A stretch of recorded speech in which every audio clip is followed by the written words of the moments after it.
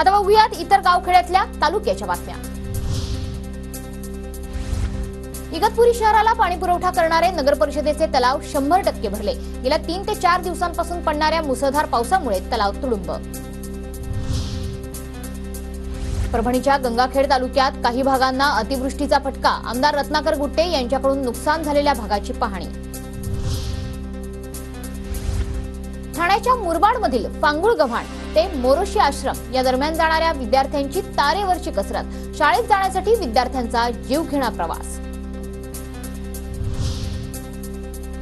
रत्नागिरीमधील खेडच्या मदत ग्रुपचा मंत्री आदिती तटकरेंच्या हस्ते विशेष सन्मान। आपत्ती काळात मदतीला धावून आल्यानं सन्मान।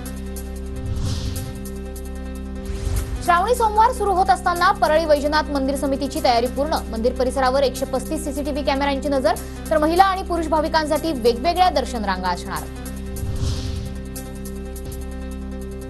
गोंदियाच्या तिरोडा तालुक्यातील 2 लाख शेतकऱ्यांनी काढला पीक विमा। 1,70,000 हेक्टरवरील पिकांना विम्याचं कवच। तिरोडा तालुक्यातील शेतकऱ्यांचा सर्वाधिक सहभाग।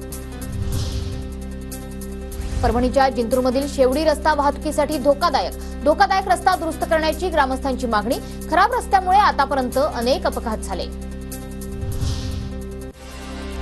सोलापूरच्या करमाळ्यात शेतीच्या वादातून एकाची धारदार शस्त्रानं हत्या। 6 जणांविरोधात गुन्हा दाखल। करमाळा पोलिसांकडून तपास सुरू।